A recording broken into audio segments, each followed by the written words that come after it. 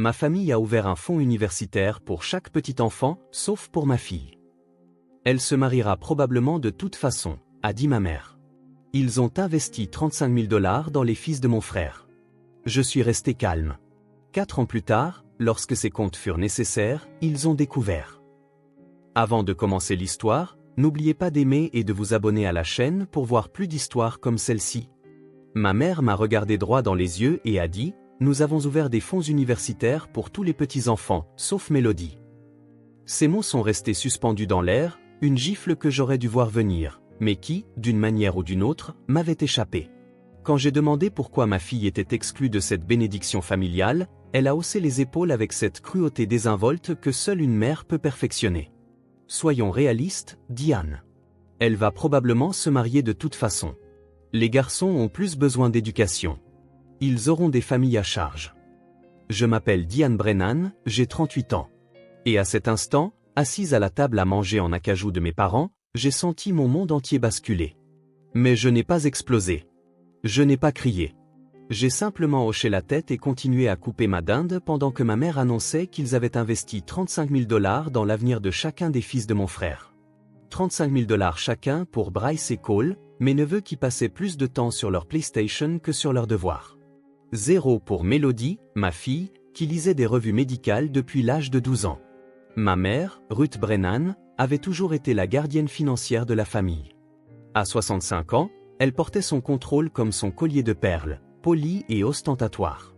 Elle avait hérité d'une somme substantielle de mon grand-père et la gérait d'une main de fer, convaincue que l'argent était synonyme de pouvoir, et que le pouvoir devait circuler par la lignée masculine.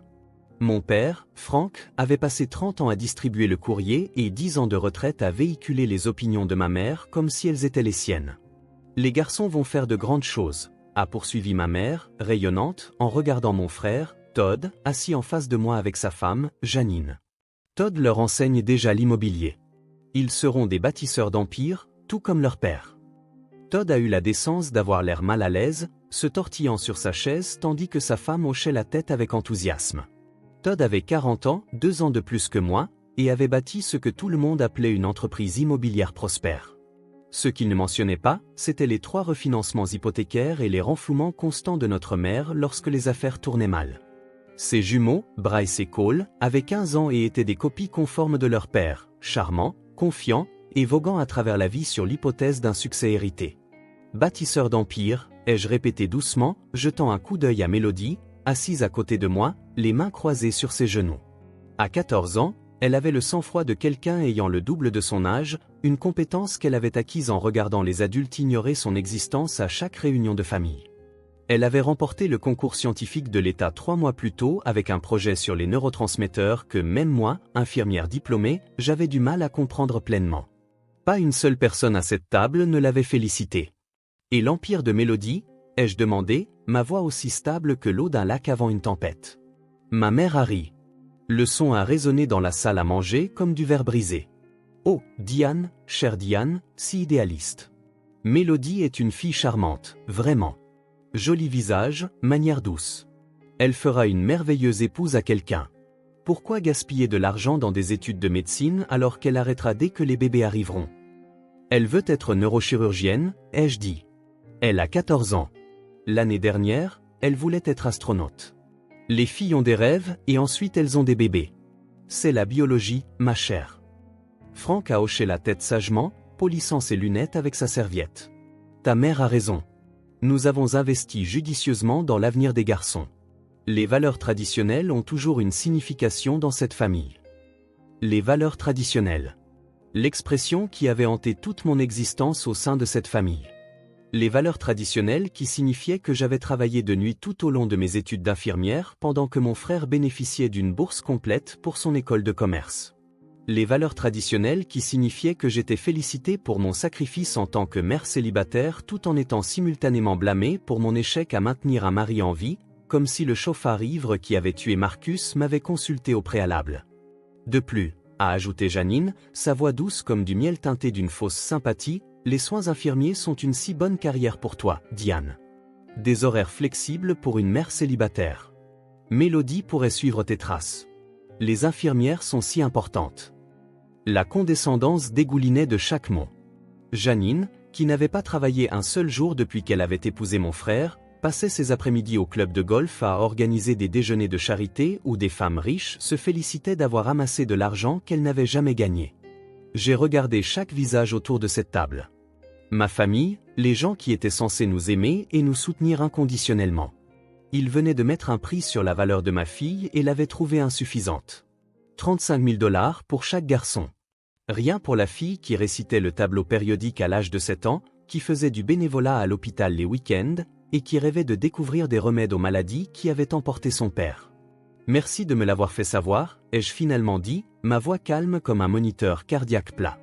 J'apprécie la transparence quant à la place de Mélodie dans les priorités de cette famille.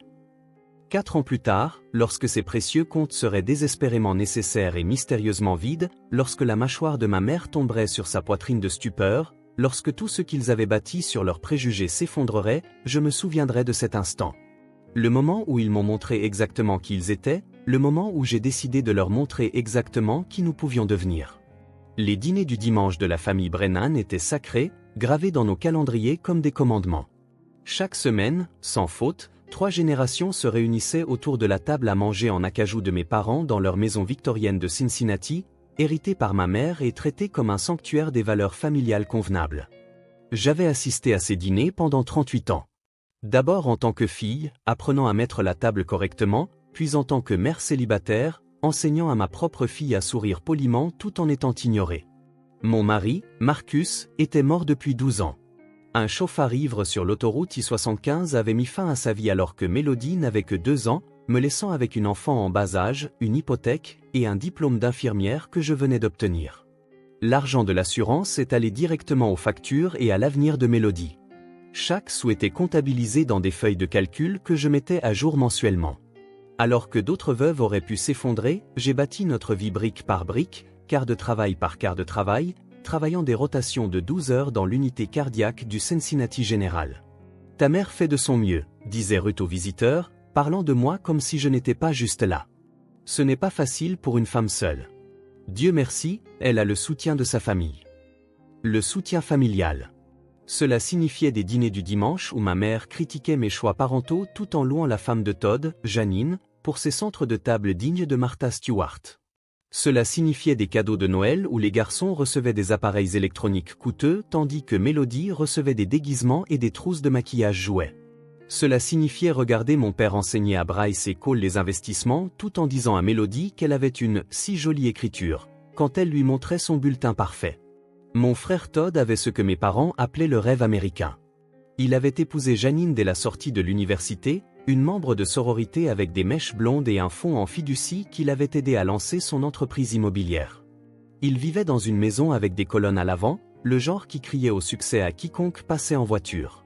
Todd vendait des propriétés commerciales à des chaînes de restaurants et à des promoteurs de centres commerciaux. Des transactions que ma mère décrivait comme la construction de l'avenir de l'Ohio. Les jumeaux, Bryce et Cole, avaient 15 ans et mesuraient déjà 6 pieds. Joueurs de football universitaire qui se tapaient dans la main pour leurs notes en C et B. Les garçons sont des garçons, ricanait Frank lorsqu'ils répondaient à leur mère ou oubliaient de remercier mes parents pour leurs cadeaux. Ils ont de l'esprit. C'est ce qui compte en affaires. Pendant ce temps, Mélodie était assise à ses dîners comme un fantôme que tout le monde pouvait voir mais que personne ne reconnaissait. Elle avait appris à apporter un livre discrètement caché sur ses genoux, lisant sur la biologie moléculaire tandis que les conversations coulaient autour d'elle comme si elle était un meuble. À 14 ans, elle n'était qu'angle et détermination. L'esprit vif de son père enveloppé de ma persistance têtue. Ses professeurs la qualifiaient de surdouée. Ma mère la trouvait douce, mais trop sérieuse pour son propre bien. Tu devrais l'encourager à être plus sociale, m'a conseillé Ruth un dimanche alors que Mélodie m'aidait à débarrasser les assiettes. Les garçons n'aiment pas les filles trop intelligentes. Elle va les intimider avec toutes ces discussions scientifiques. Peut-être qu'elle n'essaie pas d'attirer les garçons, maman. Peut-être qu'elle essaie de guérir le cancer, ai-je rétorqué. Ne lui remplis pas la tête de rêves impossibles, Diane. Tu la prépares à la déception. Ceci venait d'une femme qui n'avait jamais travaillé en dehors de la maison, qui avait passé 50 ans à voir ses opinions façonnées par les habitudes de mon père devant Fox News et son club de bridge du mercredi. Ruth Brennan avait grandi à une époque où les femmes allaient à l'université pour trouver des maris, pas des carrières. Elle avait rencontré Frank à Ohio State, avait abandonné en 3e année pour l'épouser, et n'avait jamais regardé en arrière. Dans son esprit, c'était cela le succès. C'était ce que les femmes devaient vouloir. Mon père, Frank, était plus silencieux dans son rejet de Mélodie, ce qui faisait mal d'une certaine manière.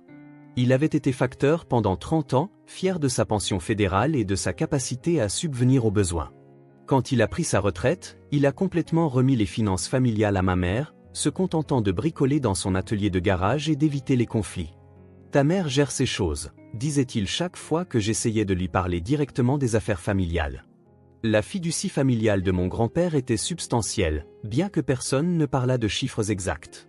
Ma mère distillait les informations à son sujet, comme des récompenses pour bonne conduite. Todd en savait plus que moi. Bien sûr, les hommes devaient comprendre les finances. Les femmes devaient comprendre leur place.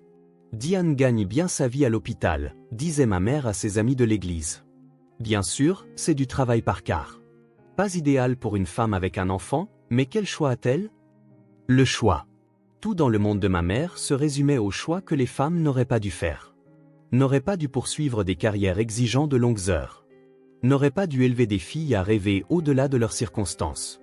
N'auraient pas dû oublier que la biologie était le destin et que le mariage était le but ultime. Mais assise à ses dîners, regardant Mélodie absorber chaque affront avec une dignité tranquille, je connaissais la vérité. Le choix que j'avais fait était d'élever une fille qui n'aurait jamais besoin de la permission de quiconque pour devenir extraordinaire. Même si je devais le faire seul, même si ma propre famille était le plus grand obstacle que nous aurions à surmonter.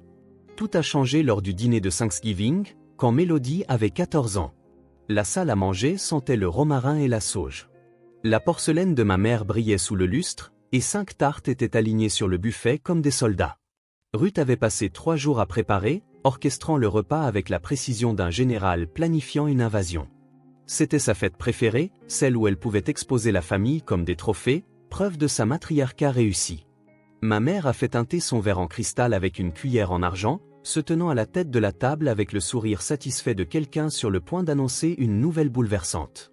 Frank était assis à côté d'elle, hochant la tête préventivement à tout ce qu'elle allait dire. « Frank et moi avons une merveilleuse nouvelle », a-t-elle annoncé, sa voix portant l'autorité d'un décret royal. Nous avons travaillé avec notre conseiller financier, M. Hutchinson, au cours des 6 derniers mois. Après mûre réflexion et planification, nous avons établi des fonds universitaires pour nos petits-fils. 35 000 $ chacun pour Bryce et Cole. La table a explosé de célébration. Todd a levé son verre de vin si rapidement qu'il a failli renverser la saucière. « Maman, papa, c'est incroyable. Les garçons vous seront si reconnaissants. » Janine s'est agrippée à sa poitrine de manière dramatique. « Ruth, Frank, vous êtes trop généreux. Cela va tout changer pour eux. » Bryce et Cole se sont tapés dans la main à travers la table, dépensant déjà de l'argent qu'ils ne verraient pas avant 3 ans. « Merci, mamie. »« Merci, papy », ont-ils scandé en chœur, leur attention dérivant déjà vers leur téléphone. Je suis resté parfaitement immobile, attendant. Sûrement, il y avait plus. Sûrement ma mère continuerait avec, et bien sûr, nous avons mis en place la même chose pour Mélodie. Le silence s'est étiré comme un fil tendu. Mélodie était assise à côté de moi, sa fourchette suspendue à mi-chemin de sa bouche, attendant son nom. Il n'est jamais venu. Et Mélodie, ai-je finalement demandé, ma voix coupant les félicitations. Le sourire de ma mère a vacillé pendant juste une seconde avant qu'elle ne se reprenne. Eh bien, nous devions être pratiques avec nos ressources, ma chère. Pratique. Le mot avait un goût amer. Vous venez d'annoncer 70 000 $ pour les garçons de Todd. Comment le fait d'exclure Mélodie est-il pratique? Ruth a soupiré de la même manière qu'elle le faisait quand j'étais enfant et que je demandais quelque chose de déraisonnable, comme rester debout après 20 heures ou porter un pantalon à l'église. Diane, soyons réalistes. Les filles ont des chemins différents qui s'offrent à elles. Mélodie est jolie. Elle est douce. Elle a une nature délicate. Elle va probablement se marier juste après le lycée de toute façon. Pourquoi gaspiller de l'argent dans des études universitaires alors qu'elle finira par être femme au foyer? La température de la pièce a semblé chuter de 10 degrés. Je sentais Mélodie se recroqueviller à côté de moi, essayant de disparaître dans sa chaise. Maman, elle a une moyenne de 4.0. Elle suit des cours de niveau avancé dès sa première année. Elle veut être médecin. Ruth a ri. Un son tintant qui m'a donné la chair de poule. Ah, médecin? Ma chérie, c'est au moins 7 ans d'études, sans compter la résidence. D'ici là, son horloge biologique tic-tassera si fort qu'elle ne pourra plus entendre ses patients. Les garçons, cependant, ont besoin de bonnes études pour subvenir aux besoins de leur future famille. C'est de la simple économie. Franck a hoché la tête sagement, apportant finalement sa sagesse. Ta mère a raison, Diane. Nous l'avons vu se produire maintes et maintes fois. Les filles ont ces grands rêves de carrière, puis l'amour arrive, et pouf, tout change. Tu te souviens de Jennifer dans la rue? Harvard Law et maintenant elle vend des huiles essentielles sur Facebook. Jennifer a eu 3 enfants et a choisi de les prioriser, ai-je dit avec précaution. C'était son choix. Mélodie mérite aussi d'avoir des choix. Todd s'est éclairci la gorge, mal à l'aise. Diane, c'est leur argent. Ils peuvent le distribuer comme ils l'entendent. Bien sûr que tu dirais ça, Todd. Tes enfants bénéficient de leur sexisme. Sexisme? La voix de ma mère a monté d'un octave. Comment oses-tu? Nous sommes pratiques, réalistes. Les valeurs traditionnelles ne sont pas du sexisme, c'est de la sagesse. Janine a décidé de s'en mêler, ce qui n'a fait qu'empirer les choses. J'avais un diplôme en psychologie, Diane, et regarde-moi maintenant.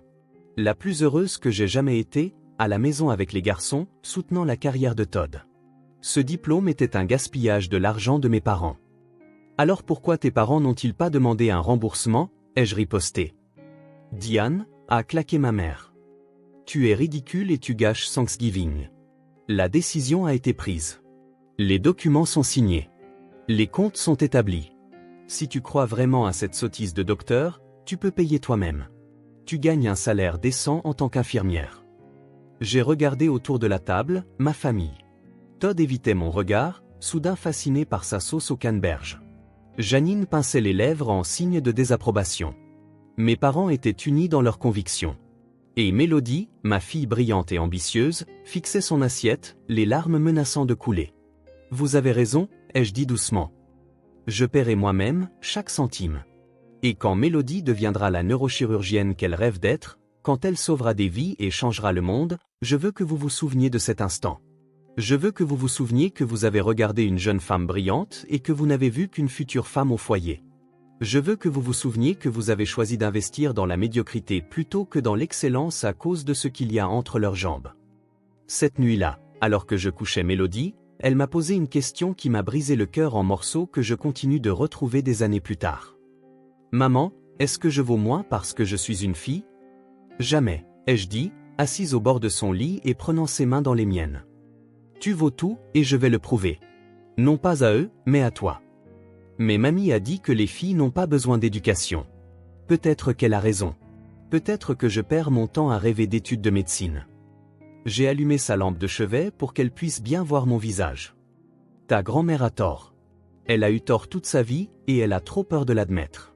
Tu vas devenir exactement qui tu veux être, et je vais m'en assurer. Le lendemain matin, pendant que Mélodie était à l'école, je me suis rendu à la Fifth Third Bank et j'ai pris 3 décisions qui allaient remodeler tout notre avenir. Premièrement, j'ai retiré la totalité de mon fonds d'urgence, 8 000 $ que j'avais économisé sur 5 ans, et j'ai ouvert un compte de placement à haut rendement au nom de Mélodie. Le banquier a eu l'air inquiet lorsque j'ai vidé mon filet de sécurité. Êtes-vous sûr de cela, mademoiselle Brennan? Les fonds d'urgence sont importants pour les parents célibataires. Ma fille est mon urgence, ai-je répondu, signant les papiers. Deuxièmement, j'ai marché dans le bureau de ma superviseure au Cincinnati General et j'ai demandé tous les quarts de travail supplémentaires disponibles, toutes les couvertures de vacances, tous les doubles qui se présentaient. J'ai besoin du maximum d'heures, ai-je dit à Patricia, ma directrice des soins infirmiers. Diane, vous allez vous épuiser. Vous travaillez déjà à temps plein. Que se passe-t-il? J'investis dans l'avenir de ma fille puisque ma famille ne le fera pas. Patricia, une femme qui avait gravi les échelons, a compris immédiatement. Je vais vous mettre en premier sur la liste d'appels. Les quarts de vacances paient le double et demi. Troisièmement, et le plus important, j'ai inscrit Mélodie à l'Académie de Cincinnati pour les études avancées en STEAM, une école préparatoire privée qui coûtait 15 000 $ par an. Je devrais travailler 20 heures de plus par semaine pour me le permettre, mais ils avaient un programme de sciences médicales qui comprenait une expérience en laboratoire et des programmes d'observation en milieu hospitalier. Nous allons décliner les dîners du dimanche pendant un certain temps, ai-je dit à ma mère au téléphone cet après-midi-là. Que veux-tu dire par décliner? Le dîner de famille n'est pas facultatif, dit Anne. Il l'est maintenant.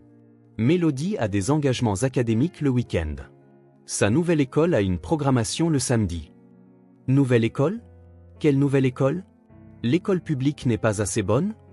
Soudain, l'école publique n'a pas de laboratoire de biologie avancée ou de partenariat avec la faculté de médecine de l'université de Cincinnati. L'académie, oui. La voix de ma mère est devenue glaciale. Tu es dramatique et rancunière. C'est à cause des fonds universitaires, n'est-ce pas? C'est à propos de l'avenir de ma fille.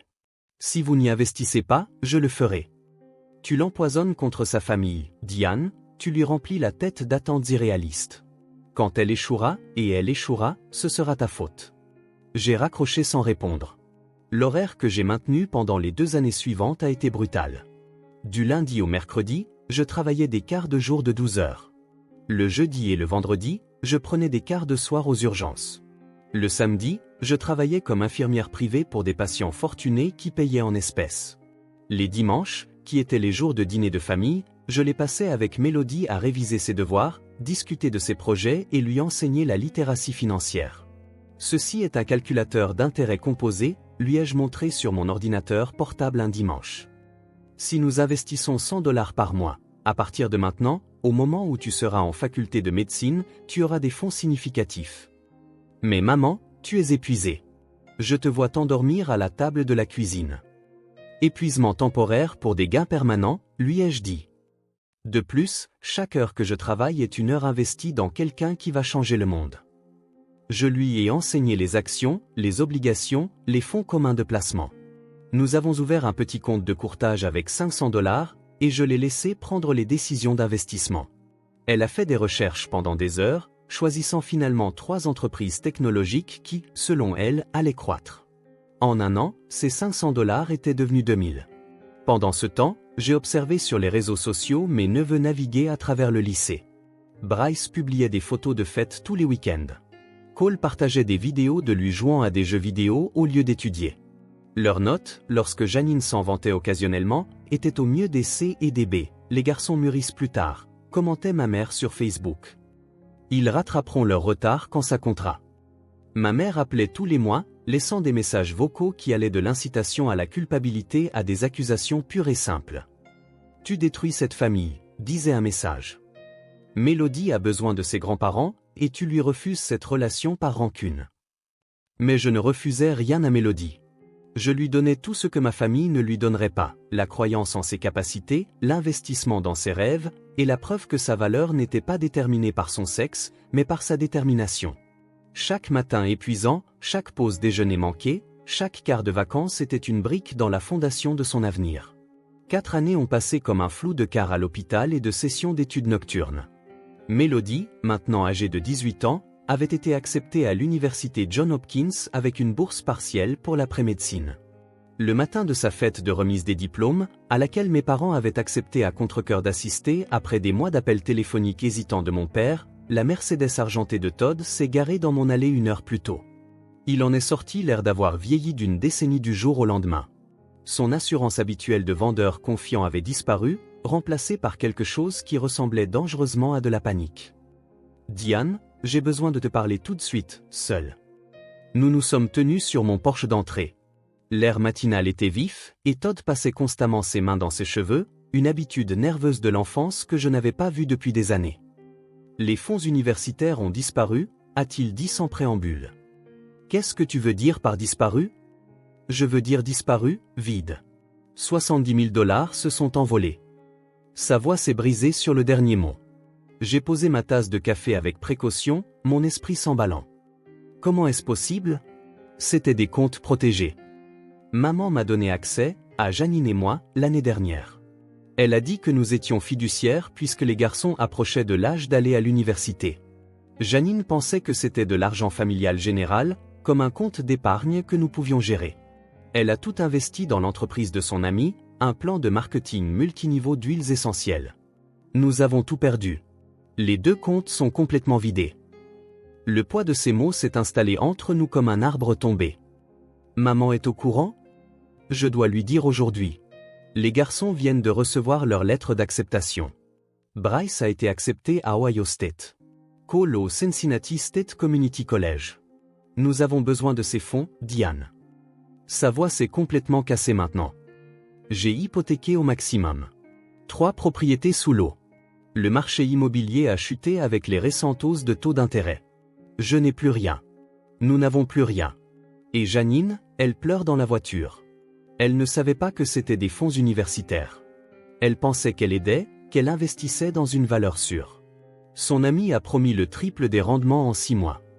Comme orchestré par le destin lui-même, la Cadillac blanche de ma mère s'est garée dans l'allée, suivie par le camion de mon père. Ils sont sortis, vêtus pour une célébration. Ma mère portait son collier de perles préféré et l'expression satisfaite de quelqu'un qui attend de la gratitude pour l'honneur de leur présence. Todd. Le sourire de ma mère a vacillé en voyant l'expression anéantie de son fils. Que fais-tu ici si tôt? Nous devons parler, à l'intérieur, a marmonné Todd. La révélation a eu lieu dans mon salon, la même pièce où j'avais passé d'innombrables nuits à travailler sur des feuilles de calcul budgétaire pendant que Mélodie étudiait à la table à manger. La confession de Todd est sortie en bégaiement et demi-phrase tandis que Janine sanglotait dans un coussin que j'avais acheté en solde chez Target. Les fonds ont disparu. Tout. 70 000 $. Le visage de ma mère a traversé une série de transformations dont je n'avais jamais été témoin. La confusion a fait place à l'incrédulité, puis à la rage, et finalement à quelque chose qui ressemblait à une défaillance complète du système. 70 000 $ disparus? Elle s'est effondrée sur mon canapé d'occasion, celui qu'elle avait toujours critiqué pour être trop ferme. Comment as-tu pu être si irresponsable? Vous nous avez donné accès, a gémi Janine, le mascara coulant sur ses joues. Vous avez dit que c'était de l'argent familial qui avait besoin d'une meilleure gestion. Pour l'université des garçons, a hurlé ma mère. C'était toujours pour l'université. Frank, pour la première fois de ma mémoire, a crié sur Todd. Espèce d'imbécile incompétent. C'était leur avenir. L'avenir de tes garçons. Nous pouvons contracter des prêts, a dit Todd faiblement. Avec quel crédit? A craché Frank. Tu es en faillite dans tout sauf les papiers. Dans ce moment de chaos, Mélodie est entrée de sa chambre, portant son écharpe de major de promotion sur sa robe, tenant une enveloppe. La pièce est devenue silencieuse comme si elle avait tiré un coup de feu. Mamie, papi, a-t-elle dit avec un calme parfait. Je voulais partager ma nouvelle avec tout le monde ensemble. J'ai été accepté à l'université Johns Hopkins pour l'après-médecine. J'ai également reçu la bourse scientifique Robertson, qui fournit 30 000 $ par an pendant 4 ans. C'est 120 000 $ au total. La bouche de ma mère s'est ouverte et fermée sans émettre de son. Mélodie a poursuivi, sa voix stable et claire. De plus, le compte de placement que maman et moi avons bâti, ensemble vaut maintenant 47 000 $. Nous avons commencé avec 8 000 $ il y a 4 ans et l'avons fait fructifier grâce à des recherches minutieuses et des investissements stratégiques dans les secteurs de la biotechnologie et des énergies renouvelables. Elle s'est tournée pour regarder directement ma mère. Je voulais vous remercier tous les deux. Quand vous avez dit que je n'aurais pas besoin d'argent pour l'université parce que j'allais me marier de toute façon, c'est devenu la motivation dont j'avais besoin. Votre doute est devenu mon carburant. Chaque fois que je voulais arrêter d'étudier, je me souvenais que vous aviez investi 35 000 $ dans mes cousins et 0 en moi à cause de mon sexe. Cela m'a poussé à gagner toutes les bourses disponibles, à prouver que les jeunes femmes n'ont besoin ni de votre permission ni de votre argent pour réussir. Elle s'est tournée vers ses cousins, qui semblaient avoir été frappés par la foudre. Bryce, Cole, je suis désolé pour vos fonds universitaires, mais vous pouvez toujours aller à l'université avec l'aide fédérale, des programmes travail-études et des prêts étudiants. Vous pouvez y arriver. J'ai fait des recherches sur certains programmes pour vous deux. Le succès n'est pas déterminé par la somme d'argent que quelqu'un vous tend, mais par les efforts que vous êtes prêt à déployer pour vos rêves. La fête